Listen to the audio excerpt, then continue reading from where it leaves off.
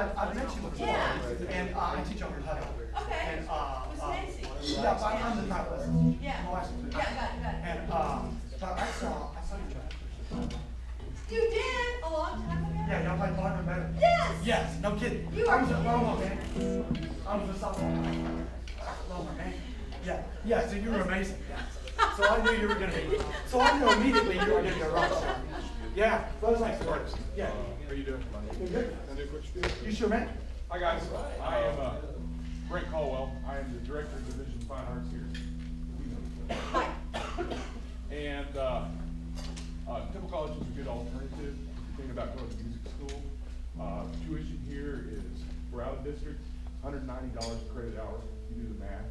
We also have a brand new 4-year program through Texas A&M Central Texas. And got off the ground this year. Only state school between Dallas and Austin. And right now it's the second cheapest school in the state. Least expensive. Yeah. Yeah. You get a 4-year degree, stay on track, for $17,000 in tuition. Which if you look around at a lot of other schools, it's around $15,000 a year. So it's a good alternative. It's a quickly growing program. You finish your first 2 years here, you stay here, and continue to take all your classes here, and you walk out with a 4-year degree. So, just food for thought. I have some brochures, I have some cards if you're interested. Send me an email, okay? And the faculty here is on par with most 4-year schools you're going to. He's an incredible wind ensemble conductor. And do you teach trombone as well? Not anymore. Not anymore. Okay. I wish I did. You got Randy Zimmerman teaches. Randy Zimmerman. Yeah, Randy Zimmerman. Randy. Randy and I went to high school Yeah, together. Randy's phenomenal. Yeah, I Randy's taught trumpet here at one phenomenal. time. I think who teaches trumpet? I Uh, saw Will do it. Will Rashad. Yeah, and Will Rashaw. I mean, he's a great He's a classical great player. trumpet teacher. Yeah, he's a great trumpet teacher and classical player. And then we play in the Temple Jazz Orchestra that's here, and we rehearse right here. Yeah. And we're doing a live stream. We play tomorrow night at 7:30. Kenny Warner's our guest artist. Right. Pete Grizzly will be the guest artist of the Temple College Chef Band. So there is a live stream. If you just put in TC Jazz, and you see the Jazz Festival shirts around, Those are cool. scroll down. When you I go like to the YouTube, put in t-shirt. I always Yeah, wear the t-shirts are awesome. And like about t-shirts. halfway down, you'll see the TC Jazz Festival logo. I'm not wearing one right now. And click on that. That's the live stream. I heard the other band last night. I was having mine. Can't call it a wind ensemble because my concert band has 90 people. Oh, right. It's a full. You're all-state It concert is a band. Yeah. full-blown Full. symphonic band. Yeah.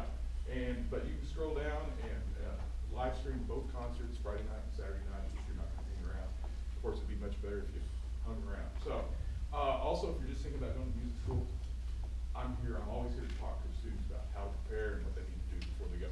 Thank you for your clinic. You Yeah. guys sounded great. Thank you. Sounded really good. Yeah, no kidding. And, kudos to you guys for, because I understand Seth Carper, who's a phenomenal alto. I played gigs with him, that he's come in and worked with you guys, and he talked about the swing. We were talking yesterday about how your swing, for every band, their swing tune is the tell. That really tells us what kind of band they have. I'll go ahead and do some of the housekeeping. I'm Sparky Thomason. I'm with the McCallum High School band who just got done tearing it up on stage. And so there, we've done all our commercial. So the swing tune is the tell. And we were talking, and I've judged all region jazz for many years. I've judged the state tapes. And usually what happens is, when I do the region jazz and the all state tapes, I'll ask the other judges after it's all done, just between us, after all the tabulations are in and after I've sent everything in, I'll say, hey, did you have your 5, for trumpet, we pick 5 trumpets for region or all state or whatever. I said, did you have your 5 after the swing? Because y'all, if you've done all region jazz, all state jazz, you know the swing is first, the ballad is second, and then the Latin or funk is third, and then we do the improv, and of course drums is totally different. But I'll ask them, of course the swing etude is first, and I'll ask them, I'll say, did you have your 5 players after the swing etude? And without fail, they'll say, yeah. Now they may jumble around a little bit after that, but they had their 5 after the swing. For me, I can go home after the swing. That's all I need to hear. Because I know they can play Latin and I know they can play funk or whatever. The swing is the big tell at this stage. just because of the style. You know, and I was going to give you this big spiel, but you fixed most of the swing problems, so I don't have to go into it. But basically, it's just like when you want to play, when we play our horns, we try to get, the first thing is we try to get a great characteristic sound. Or then we try to get an identity sound. How do we sound like ourselves, but still have a great lead alto sound, or lead trumpet sound, or jazz trumpet sound, or classical trumpet sound, or classical bass trombone sound, wherever you are. Or bari sax sound, or whatever. And those things involve physical components and mental components. You know, what do we do with our embouchure? You know, tighten the corners, aperture, you know, whatever, and air and everything else. But then there's a mental component, and that involves getting it in your head. You know, what's that sound supposed to sound like? And then, you know, you've heard the phrase, hey, he can get that sound on a garden hose. You know, if you've ever heard that before. That's because they've got the concept of the sound in their head. Well, when we play swing, it's the same thing. And you've got to do a lot of, one of my catchphrases is listening and stealing. And swing, you know, jazz really involved, there's a lot of listening. If I told the band yesterday, if somebody came up to me and said, hey, I want to pay you $3,000 a week to be my bass player in my country band. I mean, I kind of play bass. I don't really like country, but I like money a lot. So if they want to pay me $3,000 a week to be a country bass player, I'm going to start getting on YouTube and finding every Conway Twitty, every Hank Williams Jr., every Brad Paisley, whoever album, and try to learn how to play 1-5, 1-5, bum bum bum to the best of my ability. I know that's not all they do. I'm getting live stream. They're probably gonna, oh man, he's bagging on country bass players. But anyway, so when we play swing, we've got to do the same things. And when we play jazz, we've got to assimilate that too. It sounds like you guys have done a lot of listening. I won't go do the thing where I usually go around the room and ask you to name a jazz trumpet player or a jazz trombone player or a jazz alto. I won't do that. Bari saxophone sometimes hard to find. You have a jazz bari player. Jerry Mulligan. Yeah, and usually that's the first one. But there's Jerry Mulligan, there's Pepper Adams, there's Nick Brignola, there's Gary Smulyan, there's a new guy, Jason Marshall. That's really, Jason's great and really good. And so, you know, and for drums, of course, you're going to listen to big band drummers and small group drummers, you know, so that type of thing. Let me rag on the drummer a little bit. I mean, you know, the guy that told you not to play four on the floor, he's my drummer in my small group. If you come to the jam session tonight and hear him play, he's ridiculous. And his drum teacher, Norm Bergeron's around somewhere, and he's incredibly ridiculous. So, and the thing is that even when I'm standing up here, let's play a little bit of Jordu. Let's just play a little bit. We'll go about 16 bars or whatever. And when I went to MCC and Dave Hibbert, who's a phenomenal, is my trumpet, he's pretty much my guru. He actually cranked out more great drummers in that school and rhythm players than he did trumpet players. And drummers would come to rehearsal at 7:30 on Tuesday morning, and there would be no bass drum there. And they'd be freaking out, well, no, that's my office. You know, or they'd come and there'd be only a ride cymbal and a hi-hat. No, he did that on purpose because he's trying to reinforce that that's a no-go in swing. So what's the bass drum used for? It's used for kicks and accent. If you've got a drum teacher that says play four on the floor bass drum, that's fine, but he probably used the term feather the bass drum. And feather means if I can hear it up here, it's too loud. It should be felt and not heard. Let's do a little bit of Jordan. Right there.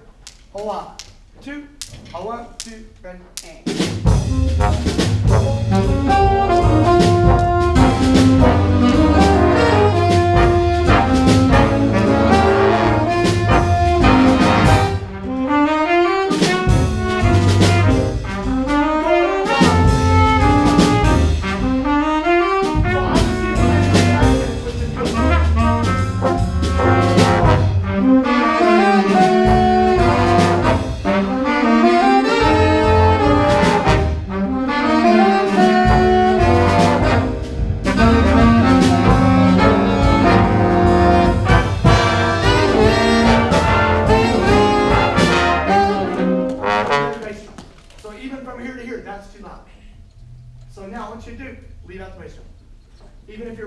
starts to atrophy, leave out the bass drum. Let's go. Where did the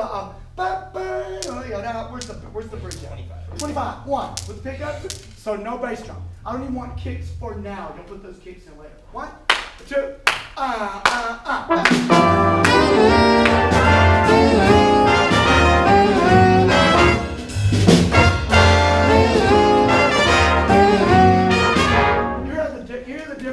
Do y'all hear how transparent that is without, it makes a big difference. And we don't need that. And if I was the bass player, I'd be really mad at you for playing 4/4 bass drum, because you'd be getting in my way.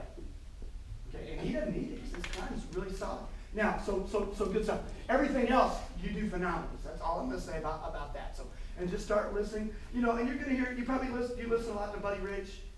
And Buddy Rich did play 4/4, but it was a more feather, maybe a little bit over feather, but it worked. But he made it work.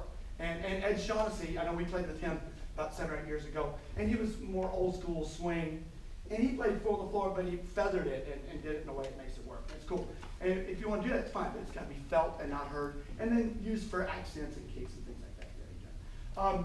When you have piano, guitar, and vibraphone in the rhythm section, you have to do a lot of listening, a lot of laying out, a lot of not playing on and over each other, which I feel like you're doing some of. And I feel like you're doing some listening. Particularly, I know there's times where you're laying out, you know, but the things that you are adding are really good. The thing to add to that is to make sure that you're not playing in the same register, that you're not always looking at the register of your instrument, because then that becomes a clash. Sometimes during solo sections, you can do a thing where if it's a tenor solo, maybe you comp for the tenor player. And then when the trumpet player, great solo by the way, when the trumpet player Joe comes in, then maybe you comp for the trumpet player. I like piano playing for me, but that's there. So those are things too. And then also that you're not playing the same things, because basically you can play rhythmic things or you can pad. Those are pretty much your two choices when you're comping. And it involves eye contact and communication and just some give and takes. Okay, you play it. Okay, all the way after you play it.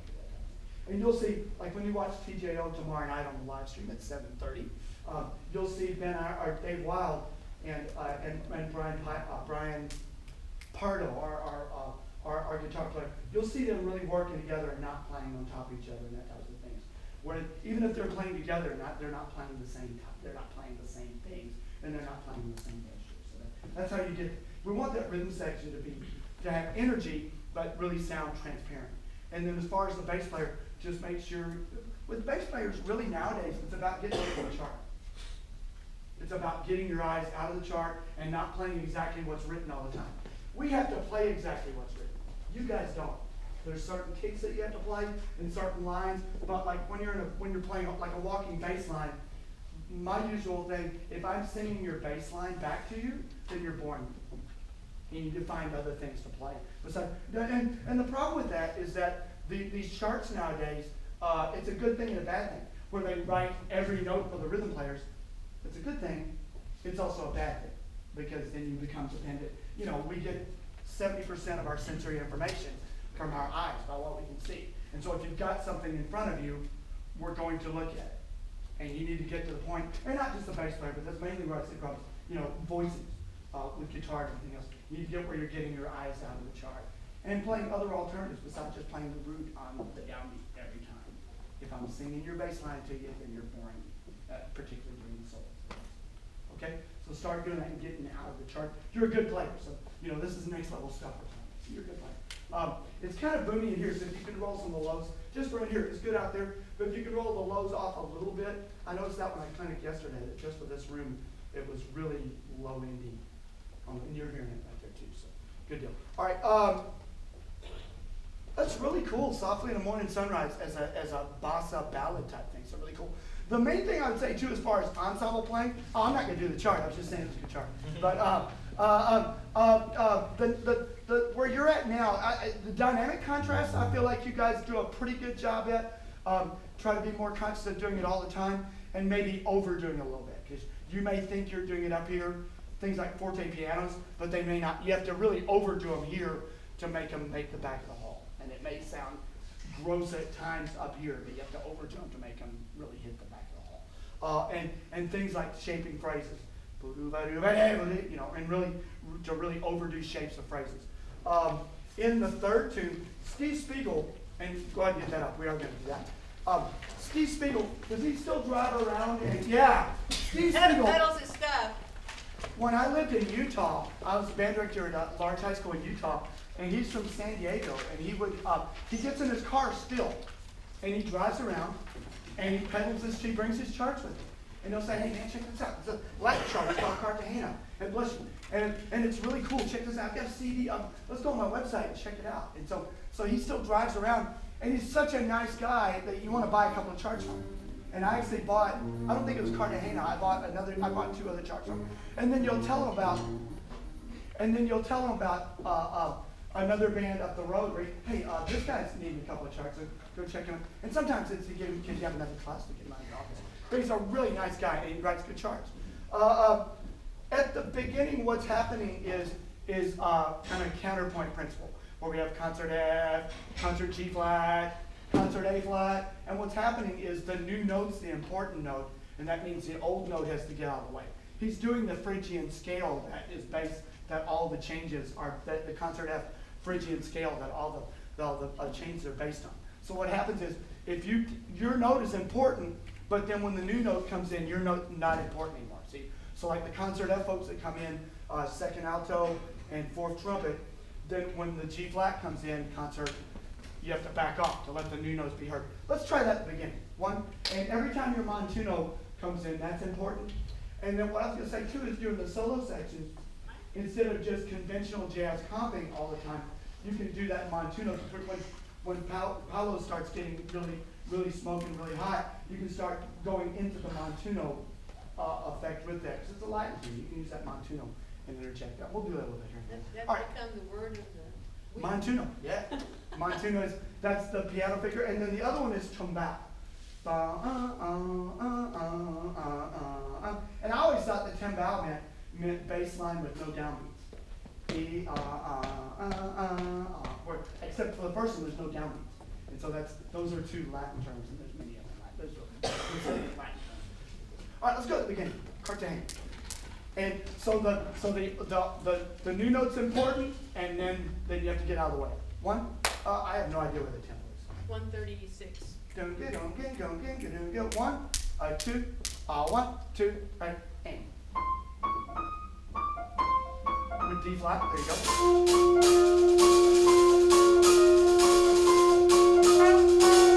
Yeah, so that A flat can be bigger and then back up. Yeah, I know you're trying to play it gentle, but we still got to hear it.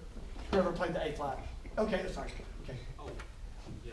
Oh, okay. So it could that note's important. It could be a little louder, but it'll help if the G and the D folks back off. One more time. 1. So the new note's an important note. So play it big and a little bit bigger and then back off. 1, 2, 1, 2, and. Yeah,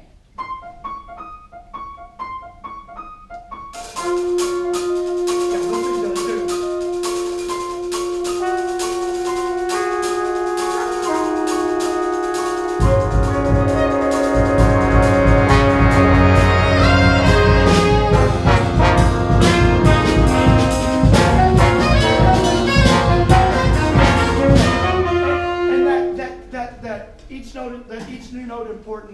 Each new note is important principle or counterpoint principle happens a few times in this chart. So every time you do that, it needs to have that. The new note's important, the old notes have to back off.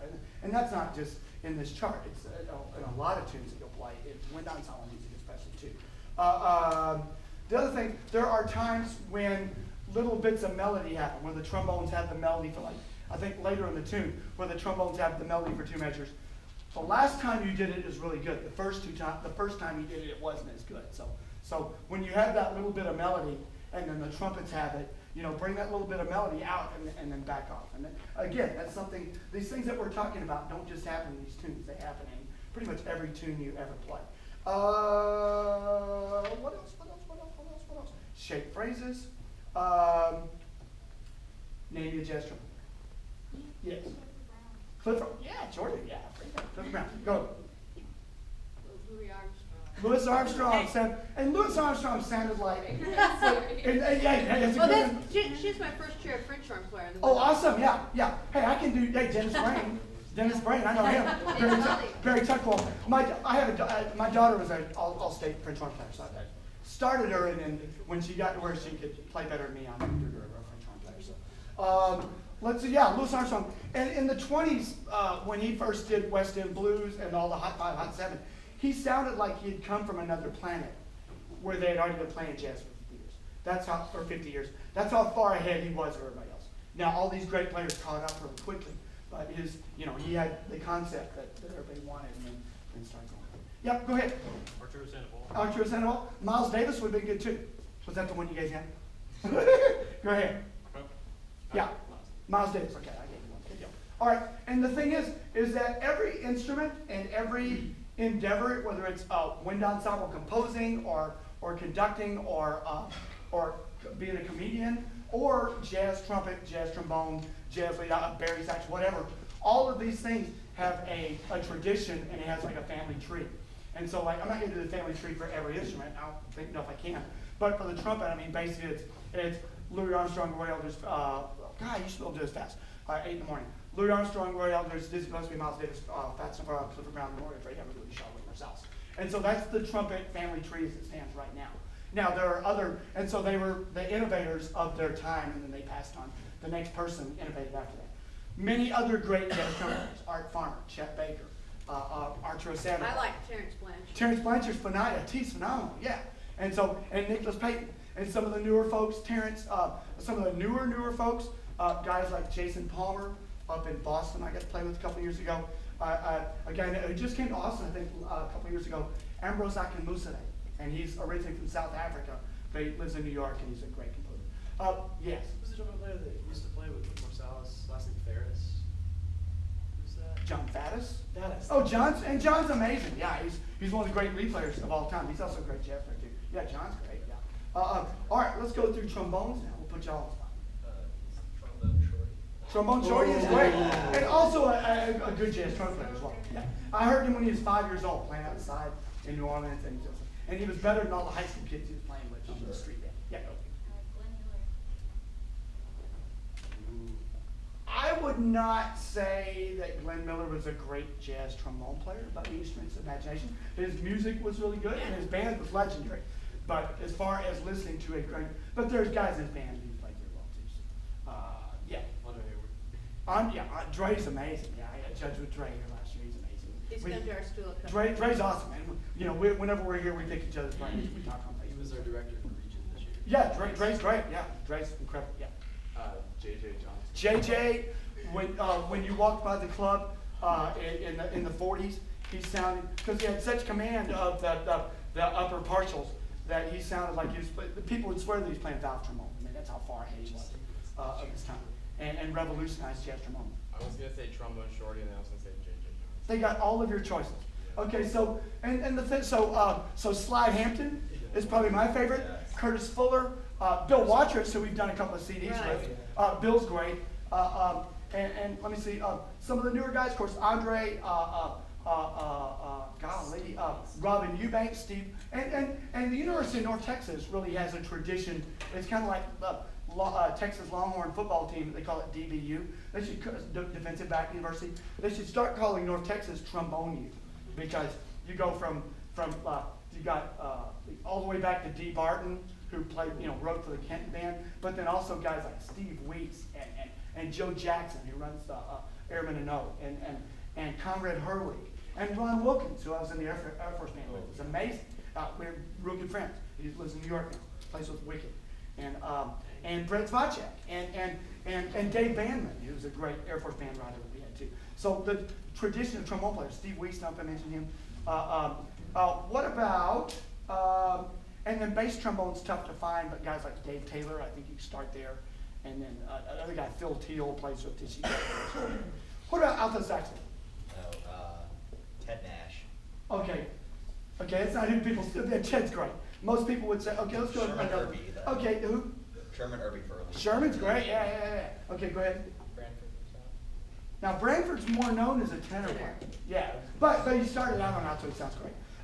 Most people, now you guys obviously do a lot listening. Most people would say Charlie Parker, hopefully, and then some would, the second one would maybe say Cannonball Adderley, and then I'd start throwing in people like Paul Desmond and Lee Konitz and Sonny Stitt. Yeah, and Sonny Stitt on alto and on tenor.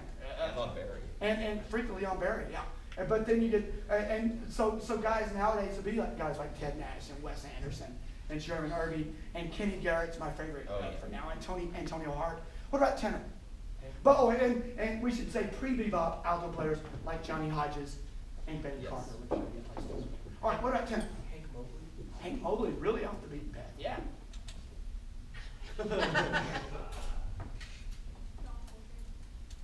And John Col, and, yeah, the trumpet player, who said that? Yeah, so the trumpet player said John Coltrane. Yeah, and that's a great play. John Coltrane is where a lot of people start with jazz. I didn't want to just be like. No, that's fine. John Coltrane, though, is where a lot of people start with that, and then they'll get in. Morgan King, my friend from San Antonio, when he went to Berkeley, he'd say that, yeah, everybody else that came to Berkeley was, we were talking about the late 60s when they were still alive. Everybody else that came to Berkeley was transcribing John Coltrane solos. He said, I was transcribing Sonny Rollins solos. No, Sonny Rollins. And then when they changed semesters, then they switched. He started transcribing John Coltrane solos, and everybody else was transcribing Sonny Rollins solos. But then also, if we go farther forward, a lot of people that play nowadays are playing kind of John Coltrane through Michael Brecker. You know, so Michael Brecker also, I got the chance to see Angeles on 6th Street in Austin many years ago. Had pizza with him, it was awesome. But then you also go, and of course now other people nowadays, Bob Minzer, Branford Marsalis, Joshua Redmond, Mark Turner is kind of a cult figure now among really insiders. He's Chris Potter. Chris Potter's amazing. Yeah, Chris Potter. A lot of great tenor players out there. Pete Chrisley, who's going to be here tonight. Great. Ernie Watts, we had last year's God of tenor. And but then also you want to go back and make sure you pick up the first early three: Coleman Hawkins, Ben Lester Young.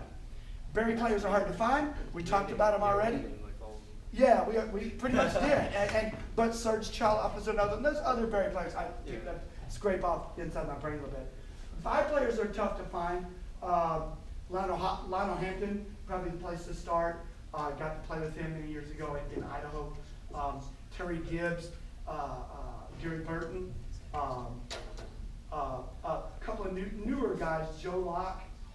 Joe Locke is Locke, is a great guy. Stephon Harris, phenomenal vibe players. Jason Marsalis is actually doing a lot of vibraphone playing, more than drum set playing he is now. As far as drum set, it's about listening to big band players and small group players.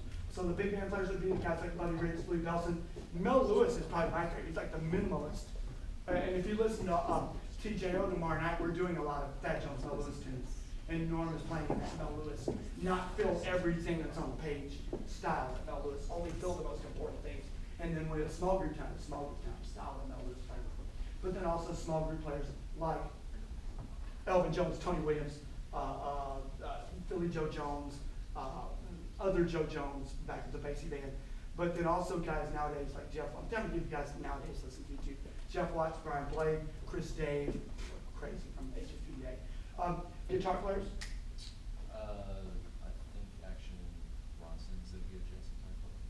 I'll have to take your word for it. I've never heard of him. But the great thing about YouTube is I'm gonna pull him up sometimes to see if you're Action Bronson. Okay, I'll have to. Look at the song Bring Your Car.